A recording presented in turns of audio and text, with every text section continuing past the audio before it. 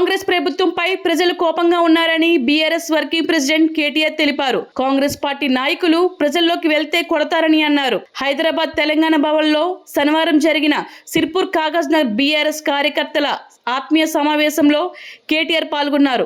ఈ సందర్భంగా ఆయన మాట్లాడుతూ ముఖ్యమంత్రి కూడా పోలీస్ సెక్యూరిటీ లేకుండా బయట తిరిగే అవకాశం లేదని పేర్కొన్నారు. ప్రజలు తిడుతున్న తిట్లకి రేవంత్ రెడ్డి కాకుండా వేరే వాళ్ళు ఉంటే ఆత్మహత్య చేసుకునేవారని కేటీఆర్ విమర్శించారు. తెలుగు భాషలో ఉన్న అన్ని తిట్లను ప్రజలు కాంగ్రెస్ పార్టీని తిడుతున్నారని తెలిపారు. ఇంత దుర్మార్గమైన పాలన చేయాల్సిన అవసరం కాంగ్రెస్ కు ఏమున్నదో ఆలోచించుకోవాలని హితవు పలికారు. రేవంత్ రెడ్డి కాంగ్రెస్ ప్రభుత్వం కేవలం మాటల మనుషులే కానీ చేతల ప్రభుత్వం కాదని అర్థమైందని అన్నారు. తెలంగాణ నలుమూలలో కాంగ్రెస్ పార్టీకి తీవ్రంగా వ్యతిరేకత నెలకొని ఉందని కేటీఆర్ తెలిపారు. 140 ఎకరాల భూముల కోసం కొడంగల్లోని ఒక ఊరికి 450 మంది పోలీసులను సీఎం పంపించారని పేర్కొన్నారు. తెలంగాణలో పేదవాళ్లు బతకొద్దా అని ప్రశ్నించారు. తెలంగాణలోని పేదోళ్ల గురించి ఆలోచించి గత 10 ఏళ్లు కేసీఆర్ అనేక సంక్షేమ అభివృద్ధి కార్యక్రమాలను అమలు చేశారని తెలిపారు. అధికారం కోసం పార్టీలు మారే అవకాశవాదుల గురించి ఆలోచించాల్సిన అవసరం మాకు లేదని కేటీఆర్ స్పష్టం చేశారు. రాష్ట్రంలో 8 మంది చొప్పున కాంగ్రెస్ బీజేపీ ఎంపీలు తెలంగాణ నుంచి గెలిచినా తెలంగాణకు తెచ్చింది దక్కింది శూన్యమని కేటీఆర్ అన్నారు. పాలమూరు రంగారెడ్డి ఎత్తిపోతల ప్రాజెక్టుకు జాతీయ హోదా ఇవ్వలేమని కేంద్రం చెప్పినా ఒక్క కాంగ్రెస్ బీజేపీ ఎంపీ నోరు మెదపలేదని విమర్శించారు. అదే లోక్సభలో గులాబీ దండు ఉండుంటే కేంద్రంపై కొట్లాడుతుండే అని అన్నారు. మరి ఇప్పుడే ఇక్కడికి వస్తుంటే పత్రికా మిత్రులు చెప్తున్నారు ఢిల్లీ ఎలక్షన్ ఫలితాలు వచ్చినాయట. చూసిరా మీరంతా? సక్సెస్ఫుల్గా మన ఐరన్ లెగ్ ముఖ్యమంత్రి వేయండు. కాంగ్రెస్ పార్టీకి ఎంత వచ్చింది? ఎంత? నిన్న మొన్నటి దాకా మనని బాగా అన్నాడు కదా 0-0 అని. ఇప్పుడు ఆయనకు కూడా వచ్చింది గాడిది గుడ్డు 0. మనోడు పోయి మొత్తానికి మహారాష్ట్రలో కూడా కొట్టిండు. ఆడ ఇంకా కొన్ని వచ్చినట్టున్నాయి. ఇక ఢిల్లీకి పోతే మాత్రం నాశనం అయిపోయింది. ఇప్పుడు అడుగు నాశనం అయింది, ఆడ ఖతమే అయిపోయింది. ఇప్పుడు 0. కానీ ఒక్కటి మాత్రం రాహుల్ గాంధీకి మనందరం మంచిగా సపోర్ట్లు కొట్టి అభినందనలు చెప్పాలి. రాహుల్ గాంధీ అంటే ఏం చేస్తుండే దేశంలో యాడాడ నిలబడుతుండో కాంగ్రెస్ పార్టీ అలాగే ఎక్కడెక్కడైతే నిలబడుతుందో వేరుగా అక్కడ బీజేపీని మాత్రం గెలిపించి వస్తున్నాడు. పక్క అక్కడ అందరూ నొడగొట్టి బీజేపీని గెలిపించి వస్తాడు. ఇవాళ ఈ దేశంలో నిజంగా చెప్పాలంటే నరేంద్ర మోడీకి బీజేపీకి అతిపెద్ద కార్యకర్త ఎవడన్నా ఉన్నాడా అంటే రాహుల్ గాంధీ, రేవంత్ రెడ్డి. బడే బాయ్ చోటే బాయ్. మీకు అందరికీ మన తెలంగాణలో కూడా సిల్కర్ చెప్పినట్టు చెప్పిండు కేసీఆర్ సార్. ఏం చెప్పిండు ఎలక్షన్లకు ముందు? అరే కాంగ్రెస్కు దబ్బన ఓటేస్తే తప్పిదారి, రైతు బంధు రామ్ అవుతుందని చెప్పిండా? అయ్యిందా? ఇప్పుడు మళ్ళీ ఎక్కడోళ్ళు అక్కడ రైతులు మైకు పెడితే ఎట్లా తిడుతురు?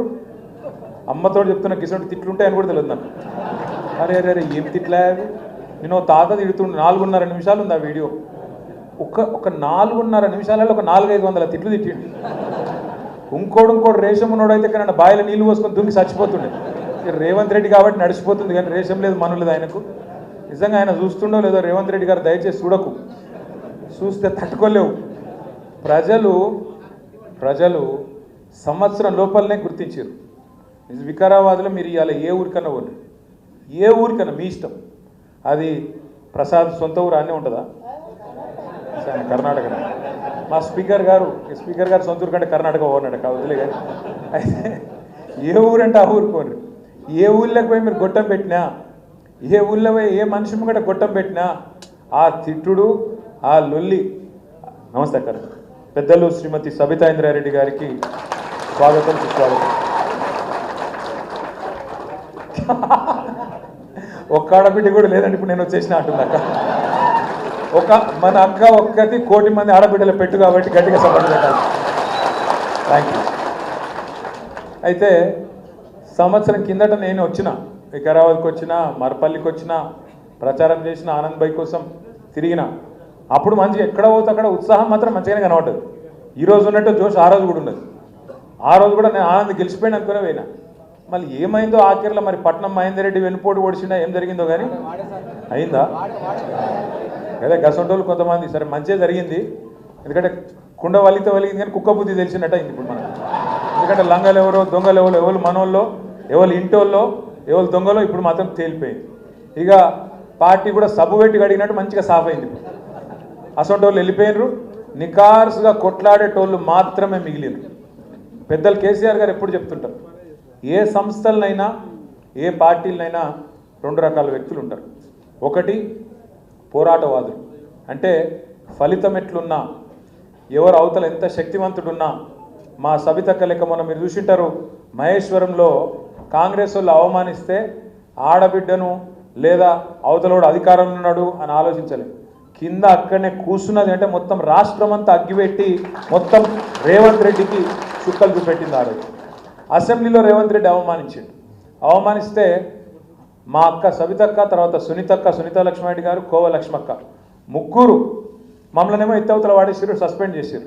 ముగ్గురు ఆడబిడ్డలు అక్కడనే 4.5 గంటల పాటు నిలబడ్డారు. మైక్ కావాలని చెప్పి సీటు ముంగట నిలబడ్డారు. మీ స్పీకర్ గారు ఇయ్యలే, మీ వికారాబాద్ ఎమ్మెల్యే స్పీకరు ఆయన మైక్ ఇయ్యాడు. రేవంత్ రెడ్డి ఇషారా మీకెళ్ళి నడుస్తాడు. బయటనేమో పెద్ద పెద్ద పోజులు కొడతాడు రేవంత్ రెడ్డి. మాది ప్రజాపాలన, మేము స్వేచ్ఛనిస్తున్నాం, మేము ఇది ఇస్తున్నాం అది ఇస్తున్నాం, గంటలు మాట్లాడు రే అంటాడు. ఆడ నిమిషం మైక్ అని గడగడ వణికిపోతున్నాడు. ఎందుకు?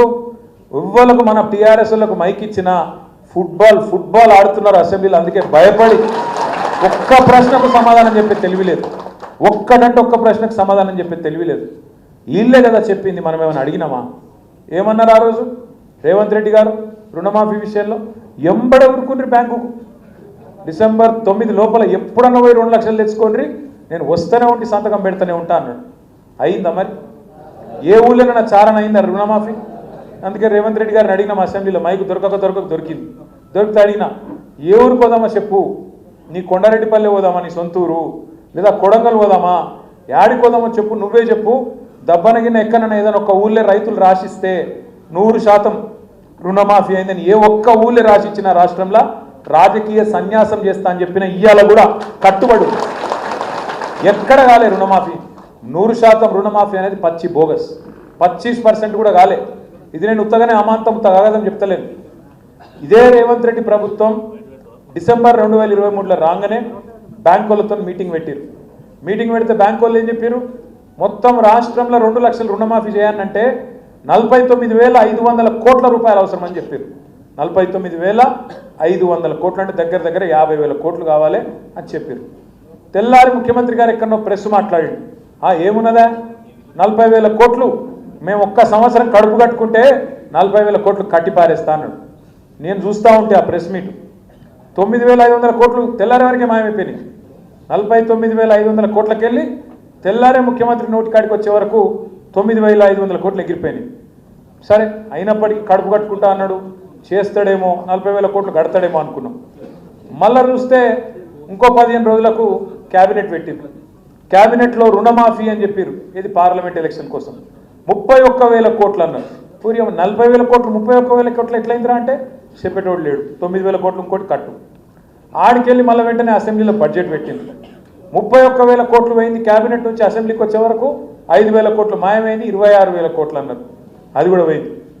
ఆడికెళ్ళి మొన్న ముఖ్యమంత్రి గారు మహబూబ్ నగర్లో పెద్ద మీటింగ్ పెట్టి లొల్లి పెట్టుకుంటే చెప్తుండు, నేను మొత్తం రుణమాఫీ చేసేసిన 18,000 కోట్లు ఇచ్చిన అని అక్కడ చెప్పిండు. అంటే ఆడికెళ్ళిడికి మళ్ళీ 8,000 కోట్లు వీకింది. బట్టి విక్రమార్క గారు పాపం ఆయన అమాయకుడు, ఆయనతో నిజం చెప్పిండు. ఒక్కడ మాట్లాడుకుంటా ఇప్పటి వరకు ఖాతాలలో 11,000 కోట్లు కూడా పడలేదు అని ఆయన చెప్పిండు. ఎక్కడ 49,500, ఎక్కడ 11,000. అందుకే నేను అంటున్నా, చారాన కూడా కాలే, ఇది వాస్తవం. అందుకే ఏ ఊళ్ళో పోయి రైతుల కాడ గొట్టం పెట్టగానే ఏమంటారు, రమ్మను రేవంత్ రెడ్డి మేము చూస్తాం, ఇక్కడ రమ్మను ఒకసారి అంటారు. నిజంగా చెప్తున్నా రేవంత్ రెడ్డి గారు, నీ ఆరోగ్యం మీద ఫికర్తో చెప్తున్నా, పొరపాటున కూడా సెక్యూరిటీ లేకుండా ఊళ్ళకు పోతే మాత్రం రైతులకు దొరికితే అది లగచర్ల కాదు, రోడ్డు బండ తాండ కాదు, ఎక్కడ పోయినా రోడ్లేసి దంచినట్టు దంచి ఉరికించుకొట్టేటట్టున్నారు. రేవంత్ రెడ్డి ఇంకోలా చూస్తేట్లా లేరు. రైతులు ఇవాళ కాంగ్రెస్ వాళ్ళు ఓట్లు అడిగేందుకు వస్తే దంచి కొట్టడానికి సిద్ధంగా ఉన్నారు. దయచేసి కాకపోతే నేను మిమ్మల్ని కోరేది ఒకటే, ఇవాళ మనం చూస్తున్నాం ప్రజలు కోపంగా ఉన్నారు, వాస్తవం. రుణమాఫీ కాలే. కేసీఆర్ గారు చెప్పినారు, రైతు బంధుకు రామ్ అవుతుంది కాంగ్రెస్ వస్తే అని చెప్పిండు. చెప్పినట్టే కేవలం ఎలక్షన్ ఉన్నప్పుడు పార్లమెంట్ ముందు, అది కూడా మనం ఎన్నికల ముందు దాచిపెట్టిపోయిన పైసలు వేసినట్టు చేసిండు. పెంచుతా అన్నాడు. కేసీఆర్ 10,000 ఇస్తా, నేను 15,000 ఇస్తా అన్నరికిండు. కానీ మళ్ళీ ఆఖరికి ఆ 7,600 కోట్లు ఏదైతే కాంగ్రెస్ వాళ్ళే ఆపినరో ఎలక్షన్ల ముందు ఎన్నికల కమిషన్కి ఉత్తరాలు రాసి ఒక గవే పైసలు 4 నెలలు సతాయించి పార్లమెంట్ ముంగట వేసినట్టు చేసిండు. మళ్ళీ అప్పటి నుంచి ఇప్పటి వరకు రూపాయి ఇవ్వలే, అప్పటి నుంచి ఇప్పటి వరకు రూపాయి కూడా పడలే. మళ్ళీ మొన్న అన్నాడు ఠకీ ఠకీమని ఇస్తా అన్నాడు. ఎందుకంటే కేసీఆర్ టింగు టింగు అన్నాడు కానీ నేను ఠకీ ఠకీ అంటా అని ఠకీ ఠకీ అన్నాడు. మేము అనుకుంటాం నిజంగానే పడతాయేమో కదేదో భూములను పెట్టిండట. ఇక్కడ మీ రంగారెడ్డి జిల్లా భూములే 10,000 కోట్లు అవి తనక పెట్టి అది తెచ్చిండట. మరి ఆ 10,000 కోట్లకి నేర్తాడేమో నిజంగానే రేవంత్ రెడ్డి మంచోడు అయిందేమో నేను అనుకుంటే. తెల్లారి వరకు 26 జనవరి ఉన్నది, ఈరోజు సెలవు ఉంది బ్యాంకులకు. మీరు తెల్లారు లేచే వరకే ఫోన్లు మోగుతూనే ఉంటాయి, టకీ టకీ అంటే అన్నాడు. పడ్డాయా మరి టకీ టకీ? పడ్డాయా? టకీ లేదు, టుకీ లేదు, ఏది దిక్కు లేదు. పడ్డదా తులం బంగారం టకీ టకీమని? పడ్డదా 2,500 టకీ టకీమని? 4,000 పెన్షన్లు పడ్డాయా ముసలోళ్ళకు టకీ టకీమని? మరి చెప్పాలన్నా వద్దా ఇవన్నీ మనం ఊళ్ళల్లో? దయచేసి నేను మిమ్మల్ని కోరేది ఏంటంటే రాజకీయాల్లో అప్పుడప్పుడు గెలుస్తాం, అప్పుడప్పుడు ఓడతాం. ప్రజలు మనకు 2 సార్లు అవకాశం ఇచ్చారు. 2 సార్లు వికారాబాద్ ఎమ్మెల్యే గెలిపించారు. మనకు 14 గెలిపించారు, 18 గెలిపించారు. మీ వాళ్ళు ఇమాందారులే, వికారాబాద్ వాళ్ళు ప్రజలు మంచోళ్ళు, ఇమాందారులు గెలిపించారు. మనమే చిన్న చిన్న పొరపాట్లు చేసుకున్నాం, ఏ మాటకు ఆ మాట మాట్లాడుకోవాలి. మనమే చిన్న చిన్న తప్పులు చేసుకున్నాం. కొంతమంది కలుపుకపోయేది ఉండే కలుపుకపోలే, కొంతమందిని అట్లా కాదు ఇట్లా అనుకున్నాం, చిన్న చిన్న మిస్టేక్స్ చేసుకున్నాం. తక్కువ తేడాతో ఓడిపోయినాం, ఎక్కువ తేడా ఏం కాదు. ఆనంద్ కూడా బ్రహ్మాండంగా పనిచేసిండు. వాస్తవంగా మాట్లాడాలంటే డాక్టర్ మెతుకు ఆనంద్ గారు రాజకీయాల్లో గతంలో లేకపోయినా నిజాయితీ గల్లోడు, మంచి మనిషి, కరప్షన్ లేదు, ఇంకోటి లేదు. భగవంతుని దయ వల్ల మంచిగా అన్నీ ఉన్నాయి. ఆయన అందంగా ఉంది, అందం కూడా ఉన్నాడు, స్మార్ట్ ఉంటాడు, ఐశ్వర్యం ఉంది, అన్నీ ఉన్నాయి. మంచిగా ఇట్లా సంపాదించి పెట్టే భార్య కూడా ఉంది. కాబట్టి సబిత గారు ఉంది, ఆమె కూడా మంచి డాక్టర్, ఆమె హస్తవాసి మంచిదట. మంచిగా ఆమె ఎలక్షన్లో తిరుగుతుంది, మళ్ళీ ఇంటికి పోతే వంట చేసి పెడుతుంది, మళ్ళీ మీదికి వెళ్ళి పైసలు ఇచ్చి మళ్ళీ బయటికి పంపుతుంది. కాబట్టి ఇక మనోడు అదృష్టవంతుడు ఆ రకంగా కూడా. ఇంత అందుకే ఎన్నడూ కరప్షన్ కూడా చేయలే, చెడ్డ పనులు చేయలే, గలీజ్ పనులు చేయలే. కానీ ఒక్కటి ఉన్నది ఆనంద్తో, ముక్కు సూటు మనిషి. ఏమైనా అపాయింట్మెంట్ లేకుండా ఎందుకు వచ్చినా ఉంటాడు అప్పుడప్పుడు, అంతేనా? ఒక్కటి మార్చుకోవాలి, లౌక్యం నేర్చుకోవాలి, అంతేనా? నేను చెప్పింది నిజమైతే కూడా సపోర్ట్ కూడా చెప్పు మీ ఎమ్మెల్యే గారు. సార్కు ఆయన బాగా నచ్చితేనే జిల్లా పార్టీ ప్రెసిడెంట్ చేసి తమ్ముడు నువ్వు నడుపు, నీకు మంచి భవిష్యత్తు ఉంది, తప్పకుండా మంచిగా నడుపు అని చెప్పి ఆశీర్వదించి పంపిండు. నేను అనుకున్నాం మనం మీ మరపల్లిలో వికారాబాద్లో ఆడ వచ్చిన జనము ఊరేగింపు ఉత్సాహం చూస్తే నేను కూడా అనుకున్నా ఖచ్చితంగా గెలుస్తాం వికారాబాద్ అని. సరే కారణాలు ఏమైనప్పటికీ కొద్దిగా తేడాతోని 6-7 వేలతోని కింద మీద అయింది. అయినంత మాత్రం భయపడేది లేదు, బాధపడేది లేదు. 2 సార్లు ప్రజలు మనకు గవర్నమెంట్ ఇచ్చిర్రు, 2 సార్లు వికారాబాద్ ఎమ్మెల్యే గెలిపించారు. మనం కూడా దానికి తగ్గ విధంగా వాళ్ళ రుణం తీసుకునే ప్రయత్నం చేసినాం. వికారాబాద్ జిల్లా కావాలనేది మీ ప్రాంత ప్రజలది ఇయ్యాలటి కల కాదు, 4-5 దశాబ్దాల కల. ఇందిరారెడ్డి గారు ఉన్నప్పటి నుంచి మేము వింటున్నాం, అప్పటి నుంచి ఏది వికారాబాద్ జిల్లా కావాలి, వికారాబాద్ జిల్లా కావాలి, సిద్దిపేట జిల్లా, మంచిర్యాల జిల్లా, వికారాబాద్ జిల్లా, సూర్యాపేట జిల్లా, ఇవన్నీ ఎప్పటి నుంచో ఉన్న డిమాండ్. అల్టిమేట్గా వికారాబాద్ను జిల్లా చేసిన నాయకుడు ఎవరు? కేసీఆర్. ఇది మనం యాద్ చేయాలి ప్రజలకు. వికారాబాద్లో హైదరాబాద్ పక్కనే ఉంటుంది, కానీ వికారాబాద్లో ఒక మెడికల్ కాలేజ్ లేకుండే, నర్సింగ్ కాలేజ్ లేకుండే. కానీ డిగ్రీ కాలేజ్ కూడా వస్తుందో రాదో అనుకునే పరిస్థితుల్లో ఒక మెడికల్ కాలేజ్, నర్సింగ్ కాలేజ్ వికారాబాద్కి ఇచ్చింది ఎవరు? ప్రజలకు యాద్ చేయాలి. సరే ఇంకా కొన్ని పనులు మిగిలిపోయిండే, కరెక్టే. అక్క చెప్తుంది నిన్నగాక మేము ఢిల్లీ పోయింటిమి, అది ఆడ ఢిల్లీలో కొంతమంది మంత్రులను కలిసి మన పార్టీ తరఫున మన రాష్ట్రం కోసం 4 మంచి మాటలు చెప్పొద్దామని పోయినాం. అక్క అంటుంది మనం ఒక్క చిన్న తప్పు చేసినామంటే అనంతగిరిని కొద్దిగా మనం గట్టిగా చేసేది ఉండే, గట్టిగా చేస్తే మా పిల్లగాళ్ళకు ఆడ మంచి ఉద్యోగాలు వస్తుండే, బాగుండే అని ఒక మాట అన్నది. నిజంగానే అది చేసేది ఉండే, ఏ కారణం చేతనో కొంత మిస్ అయినాం. మళ్ళా తప్పకుండా చేసుకుందాం, ఆ విషయంలో అనుమానం అవసరం లేదు, తప్పకుండా చేసుకుందాం. దాంతోపాటు పాలమూరు రంగారెడ్డి ఎత్తిపోతల పథకం మరి దగ్గర 90% పూర్తయింది. కానీ వీళ్ళే ఈ కాంగ్రెస్ వాళ్ళే కేసులు వేసి ఆపి ఎంత చేసినా కూడా 90% పూర్తయింది.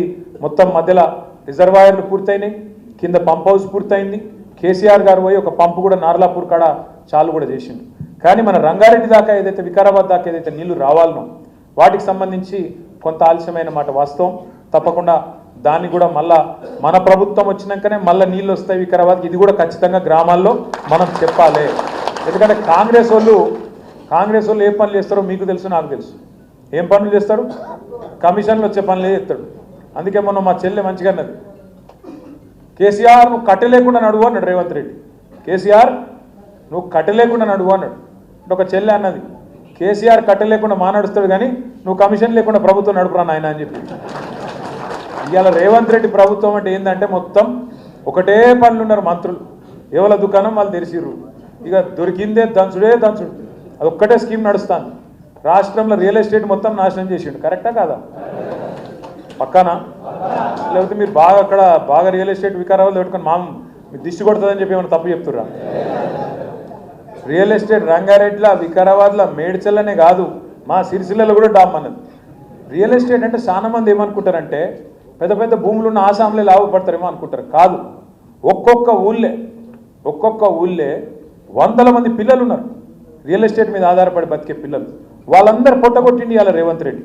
వాళ్ళు కూడా మంట మీదే ఉన్నారు, రైతులు మంట మీదే ఉన్నారు, ఈ రియల్ ఎస్టేట్ పిల్లలు మంట మీదే ఉన్నారు. మహిళలు 2500 ఎత్తా అని చెప్పిండు. ఏది 100 రోజుల్లో 6 గ్యారంటీలు అమలు చేస్తా, గ్యారంటీ కార్డులు, దాని మీద సంతకాలు, వీళ్ళ మొఖాలకు అఫిడవిట్లు, దేవుళ్ళ మీద ఒట్లు, ఇన్ని పెట్టి గెలిచిరు. మరి ఒక్కటన్నా అమలైందా ఇప్పటికీ? ఒకగా బస్సు, ఇక బస్సు ఎంత అందంగా ఉందో నాకంటే బాగా మీకేరు. అందులో పోతే టికెట్ కొన్న మొగోళ్ళకేమో జాగలేదు, లేడీస్ ఏమో ఇలా సీటు కోసం కొట్టుకునే పరిస్థితి వచ్చింది. అదేమో అందం ఉందంటే అది కూడా చక్కగా లేదు. అక్కడుంది. ఇంతకు మునుపు ఎవరన్నా లేడీస్ వస్తే కుసోమ్మ అని చెప్పి సీట్ ఇద్దురు. రేవంత్ రెడ్డి పుణ్యానం ఇంకొక 15 ఏళ్ళు కాంగ్రెస్ మాత్రం మళ్ళా తెలంగాణలో ఓట్లు అడిగే పరిస్థితి కూడా లేదు అనే మాట కూడా తెలుసు.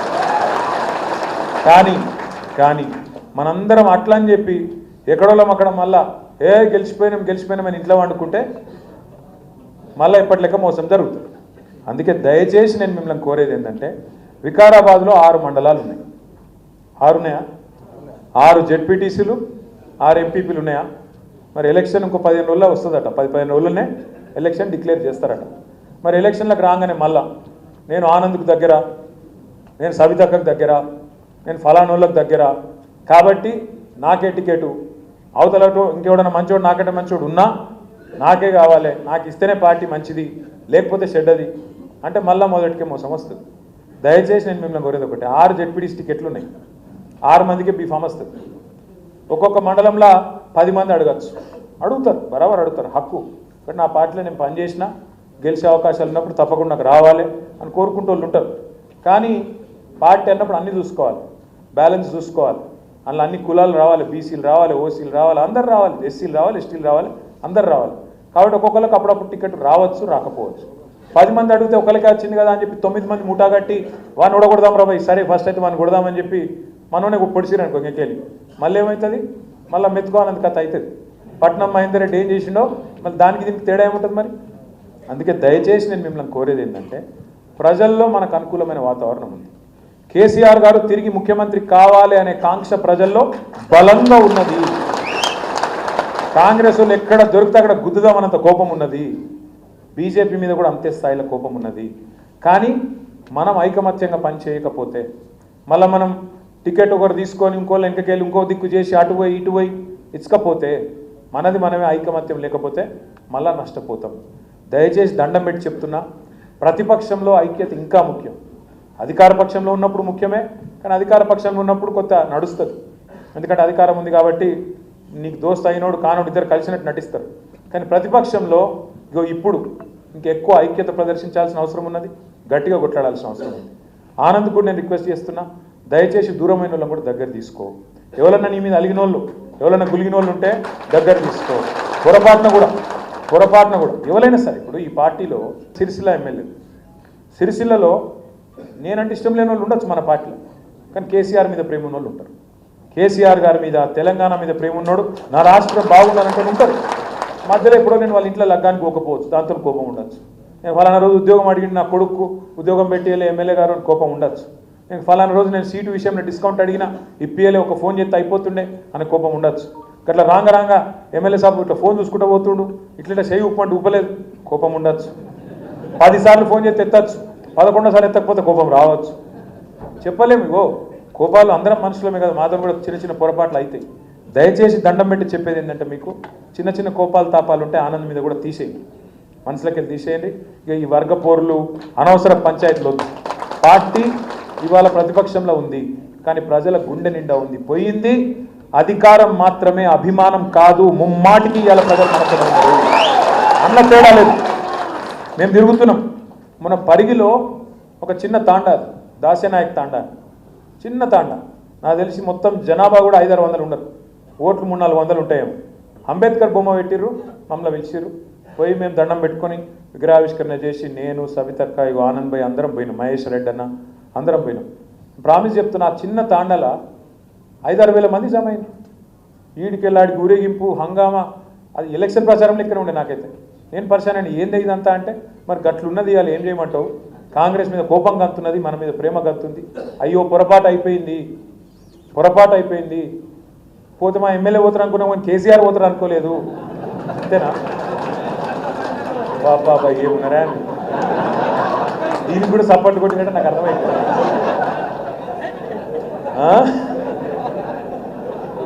పోతే మా ఎమ్మెల్యే పోతారు అనుకున్నాం, కేసీఆర్ పోతారు అనుకోలేదే. ఇక మరి మీ ఎమ్మెల్యేలందరూ వెనక కేసీఆర్ ఎట్లుంటాడు నాకు అర్థం కాదు. కాబట్టి మనందరం కూడా ఇక గవర్నింగ్, అందుకే ఇవన్నీ నేర్చుకోవాలి, ఒక్కొక్కటి నేర్చుకోవాలండి.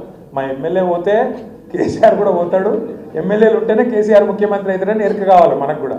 రెండవది, ఏమనుకున్నాం పార్లమెంట్ ఎలక్షన్లో, ఈ ఎలక్షన్ మనది కాదు, అది వాళ్ళిద్దరి మధ్య నడుస్తుంది అనుకుని మనోళ్ళు కూడా కొంతమంది అటు ఇటు అయిండ్రా. అయింది. ఏమైంది మరి? ఇవాళ 8 మంది వాళ్ళు, 8 మంది వీళ్ళు. చిన్నప్పుడు మనకు స్కూల్లో లెక్కలు చెప్తారు, 8 + 8 ఎంత? 16. కానీ ఇలా తెలంగాణలో 8 మంది కాంగ్రెస్ ఎంపీలు ఉన్నారు, 8 మంది బీజేపీ ఎంపీలు ఉన్నారు. తెలంగాణకు తెచ్చింది ఎంత? అందుకే 8 + 8 ఎంత? గుండు 0. మొన్నటిదాకా ఎగిరింది కదా రేవంత్ రెడ్డి, గుండు 0 అని. ఇప్పుడు ఢిల్లీలో కాంగ్రెస్కి వచ్చింది ఎంత? అందుకే ఎగిరద్దు. పెద్దలు ఏమంటారంటే, విజయం వచ్చినప్పుడు పొంగిపోవద్దు, అపజయం వచ్చినప్పుడు కుంగిపోవద్దు. అందుకే మనం ఓడిపోయినంత మాత్రాన బేజారు కావద్దు, గెలిచినామని చెప్పి నీళ్ళు కాదు. గెలిచినాక మమ్మల్ని మించినోడు ఓడలేడు, నేను 30 మార్కాన్ 32 మార్కాన్ నడవదు. రేపు కూడా ఇట్లే ఉండాలి, ఇవాళ కూడా ఇట్లే ఉండాలి. మీకు దండం పెట్టి చెప్తున్నా, దయచేసి కలిసికట్టుగా కదులుదాం. మనం కలిసికట్టు కదిలితే 6 మండలాలు వికారాబాద్లో స్పీకర్ గారి కాన్స్టిట్యున్సీలనే కొట్టి కాంగ్రెస్ ప్రభుత్వం మీద ఎంత వ్యతిరేకతతో మొత్తం ఢిల్లీకి చెప్పే అవకాశం మీకు. కొడంగల్లో కొట్టినాం అనుకో, 5-6 కాన్స్టిట్యున్సీ. ఎల్లుండి పోతున్నాం మేమందరం కొడంగల్లో. వస్తారా మీరు? లేదా ఆడికి వస్తారట? రైట్, చలో కొడంగల్ అందరం పోదాం. ఎందుకంటే వాళ్ళు వచ్చి మన వాళ్ళ దగ్గరికి పోదాం.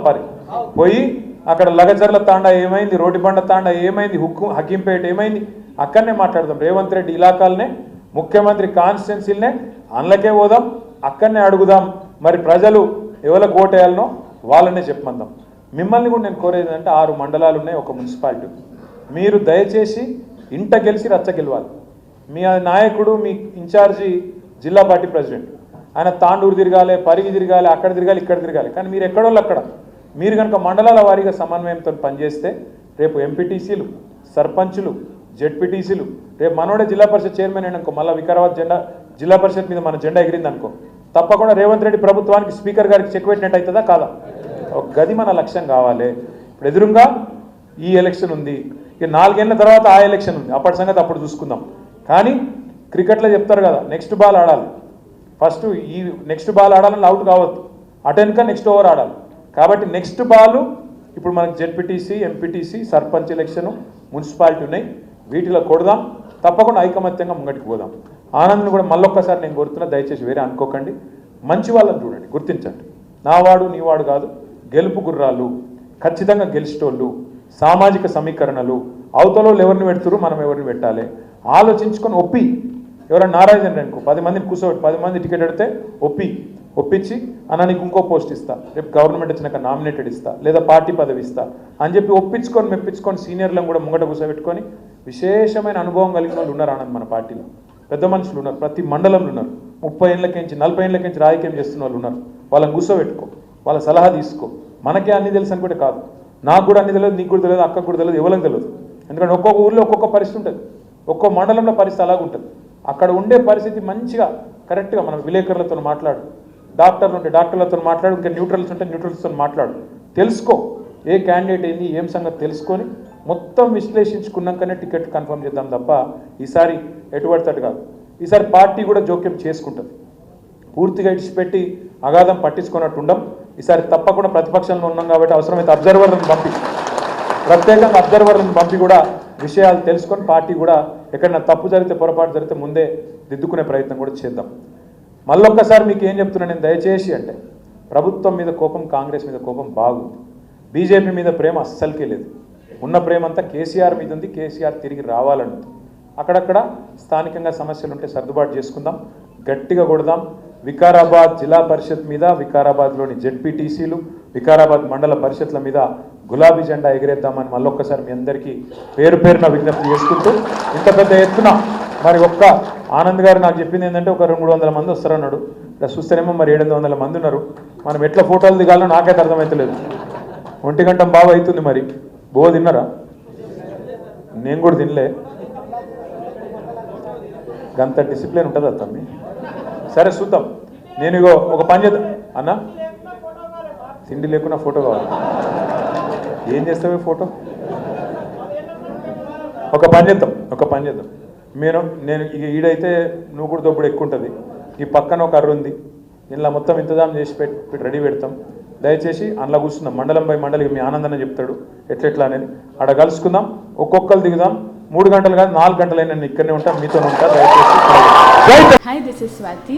లైక్ చేయండి, షేర్ చేయండి, కమెంట్ చేయండి అండ్ సబ్స్క్రైబ్ చేయండి GR TV. Hi, this is Monica. Please like, share and subscribe GR TV.